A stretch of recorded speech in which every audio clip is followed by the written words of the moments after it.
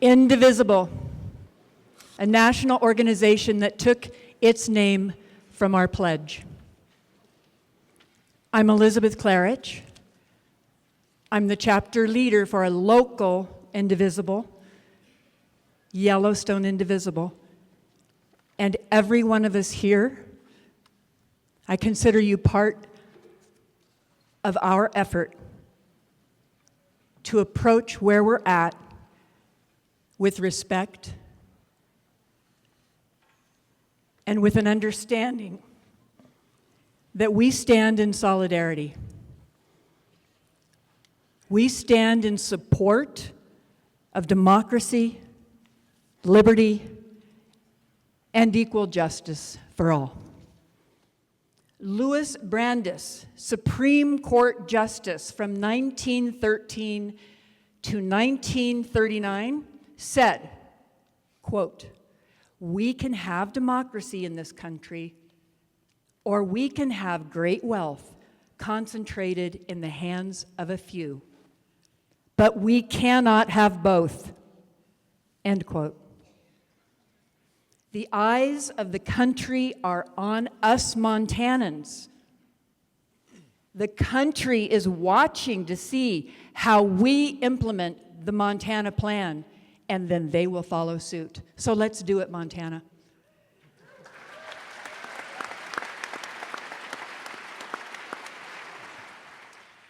So this is a public education and community engagement event here this afternoon. It's a forum for us to learn about how to address an abiding problem, the influence of dark money in our politics. I want to tell you where we're at with the Montana Plan. We'll talk about what the Montana Plan is as we kind of go through our discussion today. But it's really important for you to know that we've had a couple of setbacks in trying to get this on the ballot. And we had another one a few weeks ago where we actually had to refile our initiative, and it's making its way back through the process. So when you saw this out there, when you see this, I'm one of those kind of guys that likes to get to work. I don't like, if I have to wait another few months, I don't want to just be sitting on my hands. I want to make sure I'm doing something. I want to make sure I'm talking about the issue that's important to me. So when I knew that I couldn't be collecting signatures today, we made sure that we developed a plan to not ask you to sign today, but for you to go to a website or sign up back here, that we can reach out to you as soon as the ink is dry on our certified ballot initiative to say, John, it's ready. Jane, it's ready. We're going to get the ballot for you to sign. So I just want to clarify, what you're signing back there is you're just letting us know that when it's ready to sign, you're going to sign. And I really appreciate that. So please go to that website, use the QR code, sign up, and it's my promise to you that we will reach out. We won't use that information for anything else but that, to tell you that it's time to sign the Montana Plan and get it on the November 2026 ballot. So thank you. So I want to ask one question before I turn it over to the gentleman to start talking. Do you think there's too much money in politics? Yes. Thank you. That is how we initially find agreement, no matter what side of the aisle that we're on. Ask your friends, your neighbors, your colleagues. If there's divisions in your house, just ask them that simple question. I can almost guarantee you, to a person, they will say yes. They will say, yes, there is too much money in politics. Then you can start talking about what the solution is. Whether or not you agree upon the solution, I think we'll get there with the Montana Plan, but you started with agreement. In this day and age, Republicans, Democrats, Independents, where else do you find that? You don't. You find it here with the Montana Plan, because we all know that we all want to get money out of politics. Montana has a unique history with corporate financing of political campaigns. You can all recall your first lessons in history about the state of Montana and how it was owned by the Copper Kings, the newspapers, all of the entities that were doing business in the state of Montana. And the concept of a corporate person has been one that is incredibly difficult for everyone to wrap their arms around with. But at the end of the day, it turns out to be fairly understandable. In 1912, Montanans full of corporate activity in the state of Montana, with some of them owning all of the enterprises and newspapers in the state, decided they were going to do something about that. They could not bring themselves to the notion that somehow they would lend over their state, their affairs, and their way of life to corporations. So they set about to create an initiative back in 1912 that ended up becoming the Corrupt Practices Act. It passed overwhelmingly with 44,000 votes in favor and the remainder, under 15,000 votes, opposed.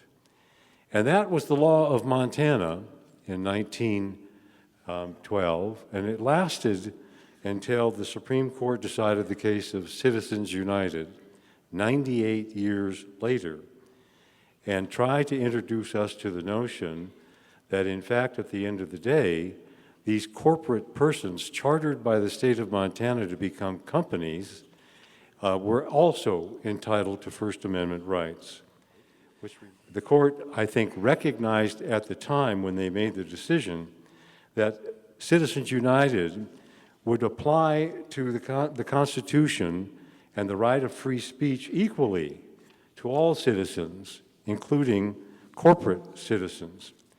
Since that Supreme Court decision, corporations may not only contribute to political candidates and their campaigns and political issue campaigns, but they can do so overwhelmingly without limit and in secrecy. The inequality, when you think about it, is breathtaking. A multinational billion-dollar company, a corporate citizen, can buy unlimited political airtime, while many living, breathing, common citizens couldn't afford a high-powered megaphone.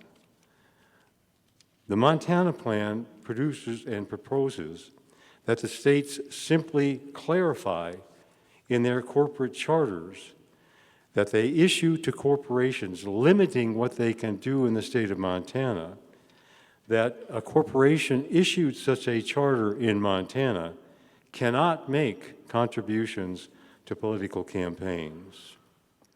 The Montana Plan would cut off the head of the snake and stop that flow of corporate money at the head gate, preventing the corruption of our political campaigns and a return to the control of the people.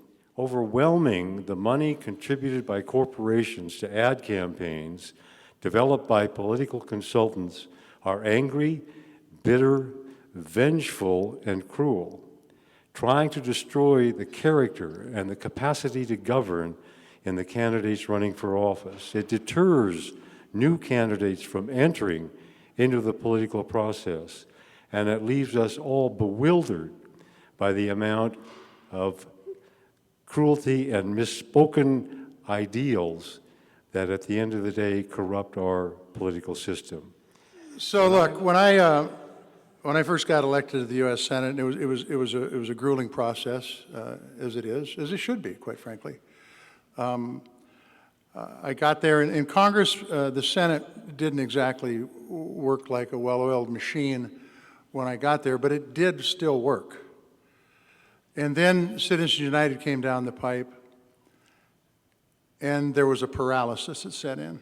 And by the way, that paralysis still exists today, where people are afraid to do anything because they're concerned about the money that will be spent in a primary or a general against them. So that's number one. You want to ask why the Article I body of our Constitution doesn't work well? This is one of the reasons why. And quite frankly, it puts pressure on the other two branches of government to do their work when Congress doesn't do theirs. That's not being critical of the members, it's being critical of the system right now that our forefathers didn't envision, because corporations didn't exist when the Constitution was written, okay? The second thing I would say is that during my time running for office, I met a lot of really, really, really good, capable, thoughtful, smart, concerned citizens. And oftentimes, if I had the opportunity, I would say, you know, why don't you run for office? And almost without exception, they would say, are you kidding me? Put myself and put my family through this? It's ridiculous. And now to today. And if you did a poll in this country today, I'm pretty sure that if you asked what the biggest problem was, because I believe it is the biggest problem, they'd say division. Division is the biggest problem. So what do we do in our campaigns today? We spend the better part of 2 years, in fact, a complete cycle, trying to divide people, trying to point out that this person isn't very good, he's pretty nasty, or she's pretty nasty. And quite frankly, we end up in a situation where it divides the entire country. And pretty soon, we're picking a team and we're going to a corner. Instead of understanding that, we all have far more in common than we have differences. So when Jeff Mangen visited with me about a year ago, it was, and said, I've got this brilliant idea, Mangen, and I served with him, and I got this brilliant idea, John, and I served with him in the Montana Senate, so most of the ideas that came out of Mangen were brilliant. I said, what is it? And he said, we're going to approach corporations not from a campaign finance standpoint, but from what they can do if they sign the charter to be incorporated in Montana. And I said, geez, that's a good idea. I hope we can make it work, and count me in. Because the fact of the matter is if we can do this, this doesn't turn Citizens United upside down. It doesn't repeal Citizens United. But what it does do is it takes a giant step forward in limiting the amount of influence that corporations have in our elections. I think it's really important that the power stays with the people, that the accountability stays with the people. And if you want your elected officials or candidates, as Governor Roscoe said, going out and doing town hall meetings and meeting with you eyeball to eyeball so that you can ask any questions you want to find out where they're at and to let them know where you stand, this is a giant step in making that happen. I'm a businessman. My wife Norma and I have been in business for 47, 48 years. It blocks from here. I've been downtown Billings since 1977, and am proud to be a businessman. I'm also an independent. I've served a half a dozen governors, Republican and Democrat, in a variety of positions. I'm also a member of the largest segment of the United States population and voters, and the largest segment of voters in Montana, and those are independent voters.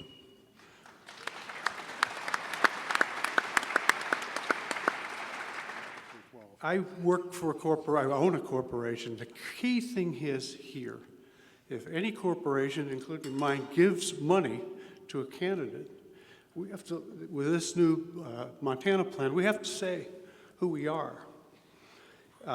There's more information on publicly held corporations than there are political action committees.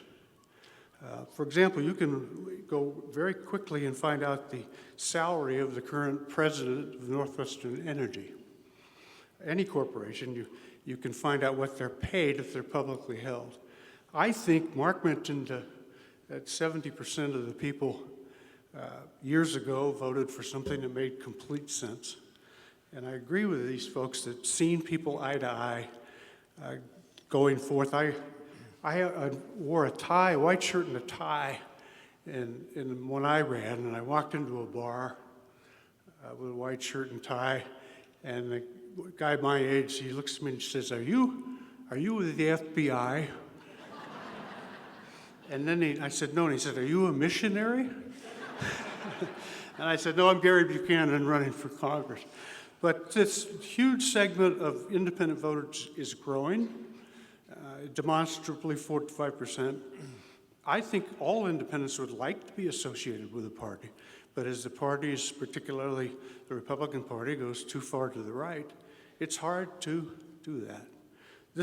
This initiative, when it hits the ground, will get more than 70% of the vote in Montana, and we'll earn it. Thank you.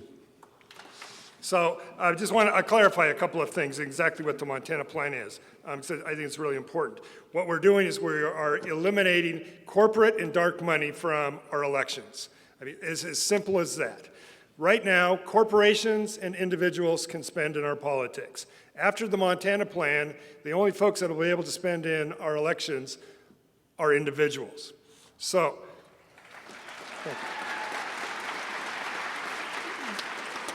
the beauty of this is that there are no loopholes. And I know that's kind of hard when there's lots of politicians, everybody's looking for the loophole. It affects every corporation. None of those folks would be able to spend from their corporate checkbook in elections. It treats everybody the same.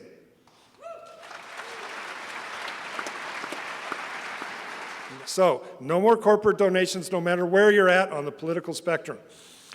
For-profits, nonprofits. If you're the CEO that Gary talked about, you can certainly give money to a political action committee. The only difference is now that that person's name is going to be fully disclosed. And that's all what we want. When we're sitting down at our kitchen tables trying to make an informed decision on the candidates or the issues that are in front of us, we want to know who's spending in our politics. We can get back to the system in Montana that we were proud of and had before, that Marc and Jon talked about.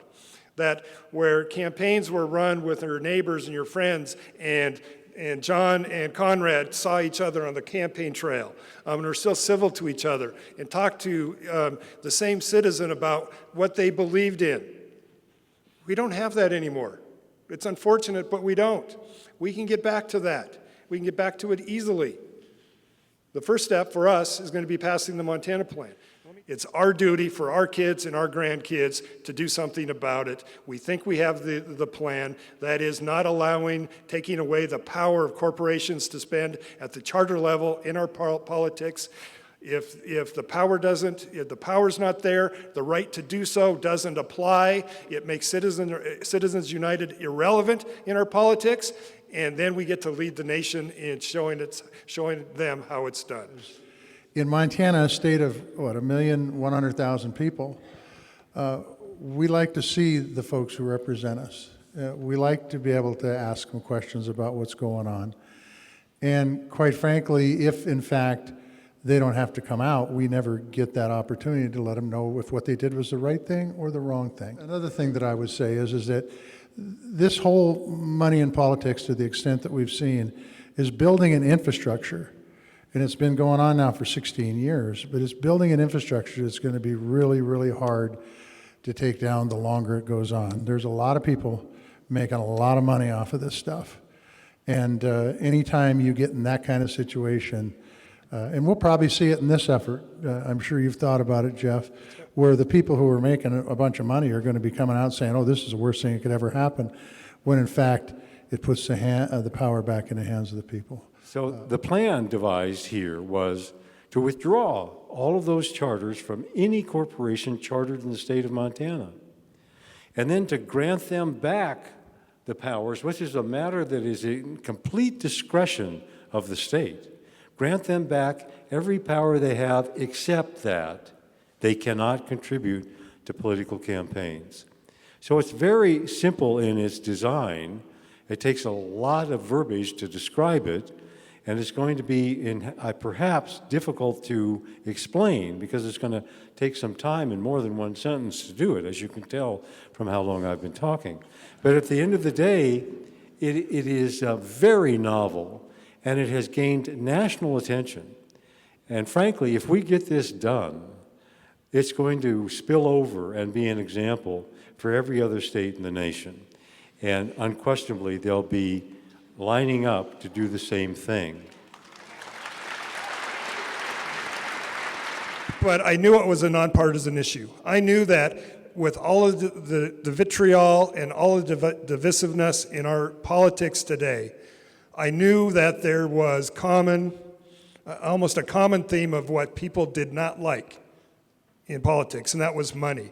And if there's one issue that can bring folks from both sides or all sides of the political spectrum together, it's money in politics.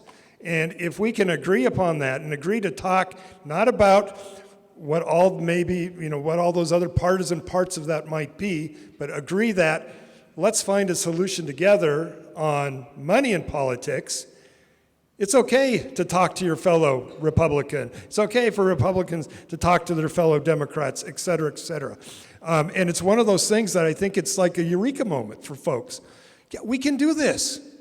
I've wanted to talk to so-and-so, since 2017, but I haven't been able to. Now I can.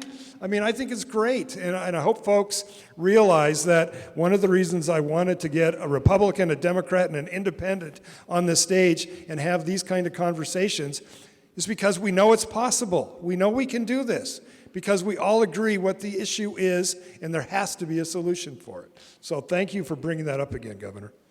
But I don't know a corporation, nonprofit or profit, that doesn't have an attorney, and that there is not an attorney worth their salt that is going to tell their client that they risk their charter going away to do business in the state that they're in because they want to write a check to a candidate or to an issue or to support a candidate or issue. They're going to say it's not worth your charter, and that's really the bolts of the mechanism there is that their charter could be at jeopardy if they continue to spend in politics, but I don't think it's ever going to get there. I think, Gary started talking about it, businesses want to do one thing. They want to make great widgets, they want to have good employees, they want to make money for their shareholders, and they want to do good by their folks.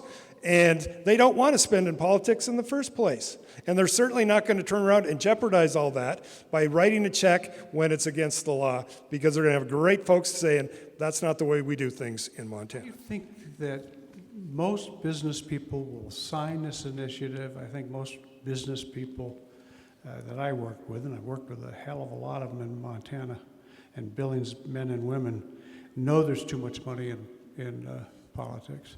They also don't like being asked for money all the time.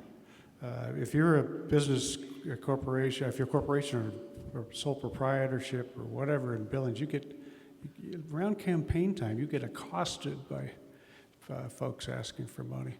So I think most business people, the larger corporations, I mean, I just looked this last week at the PAC, and at least they could tell you who was in it because they filed, but the PAC that is raising hell about an independent running in the Senate. Well, 2 major contributions from the folks that want data centers in the state. At least you can follow that money. And so I think most business people will support this. I know they probably believe in it. And you'll have some of the larger corporations in Montana will fight it because they have influence. I've been a member of the Montana Chamber and the Billings Chamber proudly, and Yep. If getting the chance, I'll be trying to talk my corporate friends and business friends to not only sign it, but vote for it. Again, we had the Corrupt Practices Act from 1912 to 2012. And you know what didn't happen for that 100 years? Those corporations didn't leave the state of Montana when they couldn't spend in politics. They're still here. So, I mean, we already have a track record, even though they'll be telling you something else. Again, I agree with Gary. They don't want to spend in politics. If they want to spend in politics, they can put their own name at the bottom of the check and give that way. And there's a couple pretty easy questions. It's the one that Jeff asked to begin with. You think we should have more money or less money in politics? And if the person says we need more money in politics, I would say go to the next person. And then the second thing you ask them is, do corporations have the same rights as people? Are corporations people? And I think it's really hard for somebody who's honest with you to say, yeah, we need more money in politics, and by the way, corporations should have every right a person does. I think corporations are great. There's some that are bad, just like there's some people that are bad.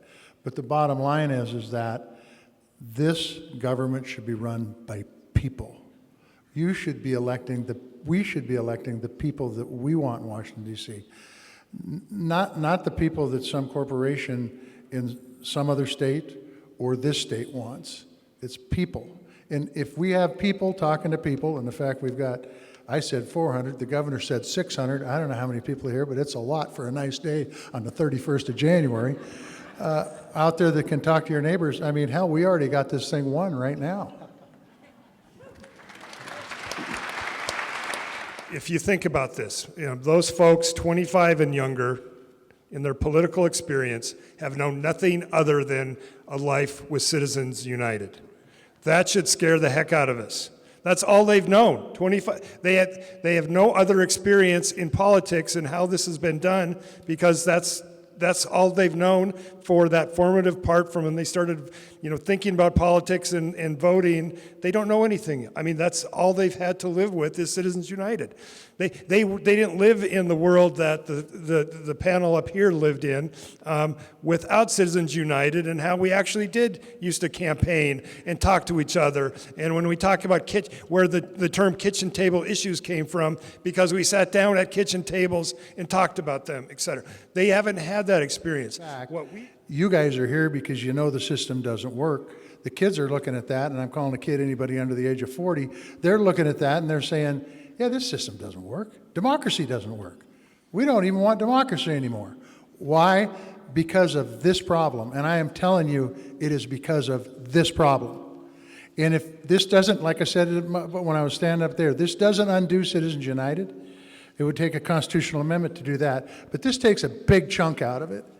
And states are watching it, as Jeff has already said. But the bottom line is that if we can move forward on this, I think it will make young people come in. And by the way, my generation has screwed this country up enough. It's time for young people to get into public office, and I think it'll encourage them to do that. I feel it's only fair to give each of you a brief last closing comment before we welcome up some musicians and a choir to close us out in song. So maybe we'll just go right down the line, and stressing again, brief. If you drove by senior high, which I'm proud to say my granddaughter is president of the senior class, by senior high yesterday, you would have seen hundreds of kids out protesting in front of senior high.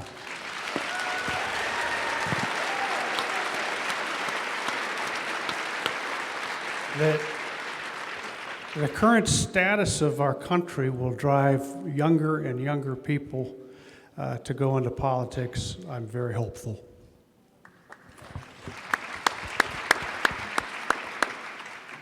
Jack's watching me very carefully. I just want to tell you, God love you all for being here, and thank you for loving your country and loving your state.